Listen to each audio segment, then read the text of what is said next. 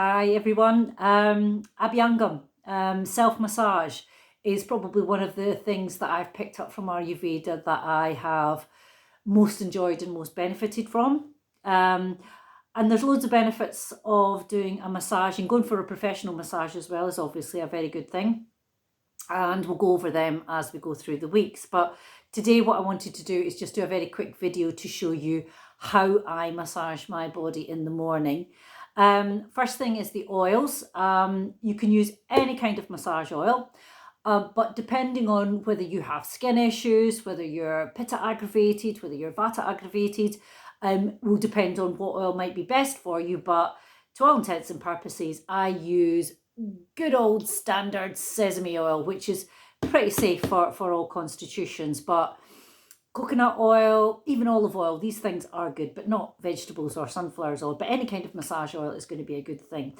And you don't need a huge amount of it. I also have other things like neem oil, I have argan oil, I have various oils, but the one that I tend to use, which is why the bottle is quite low, is sesame oil. When to do your self-massage? Well, when you have your shower or your bath in the morning. If your skin is particularly dry, like mine is very dry, because I'm now in the vata season of my life and I'm postmenopausal, I put my oil on after my shower when my pores are nice and open. But most people tend to do it before their shower and absolutely lather themselves in it, which is also a good thing to do. So depending on your constitution and your imbalances will depend on what oil you use and when you do it, before or after your shower. But most people, sesame oil is pretty safe, and doing it before your shower. So what do? You don't need a huge amount, and I'm not going to put any on my hands because I've got my clothes on. You don't need a huge amount, but put little bits of oil in your hand. And then very, very simply, what I tend to do is, because I've got up in the morning after my lovely sleep, I've had my ushapan, I've had my water, so my water's going through my system. So I put some oil in my hands and I basically do circular motions around my navel. A little bit more pressure going up than kind of going down. And it's a good idea to go up the right hand side of the stomach and down the left hand side, just making kind of circular movements.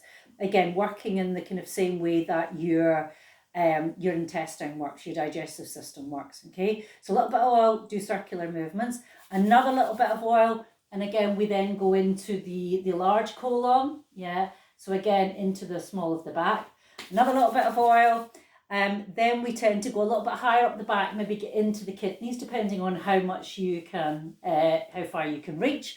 Another little bit of oil, then we go round the breasts or around the nipples if you're a man. Okay, so again, this is kind of stimulating the lymph system. Another bit of oil, then doing kind of crossing movements across the chest, which gets into the heart, into the lungs, okay, which is really, really nice. Another bit of oil, then we start on the bones and the joints. So the general rule is, if it's a joint, it's circular movement. If it's a bone, it's long movements. So again, just starting, I'll just do one arm. I usually just start in the wrists and kind of get round the wrists, then up and down on the long bones, okay, then circular movements on the elbows, okay, again I really like it, particularly in my knee joints and my elbow joints, and then again on the long bones, okay, same on the other side, then a little bit of oil, and then get into the upper back, and then into the shoulders, and again you apply whatever pressure you want, okay, and then the same on the other side, arm into the shoulder. And then from here onto the hips and the thighs, so oil, and then get right into the kind of hip joints, nice circular movements, okay. Thighs, again, thighs, knees, and lower legs, so again, oil, and give yourself a really good massage on the long bones of the thighs.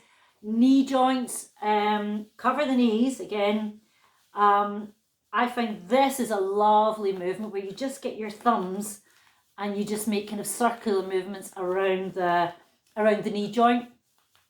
It's a lovely, lovely thing to do. And then into the kind of lower legs, and then into the feet, and then try to spend a little bit of time on each of your toes, just getting the oil in, giving them a little bit of a tug, and getting the oil into the feet. Now be mindful, obviously, if you oil the soles of your feet, that you don't slip when you come to finish.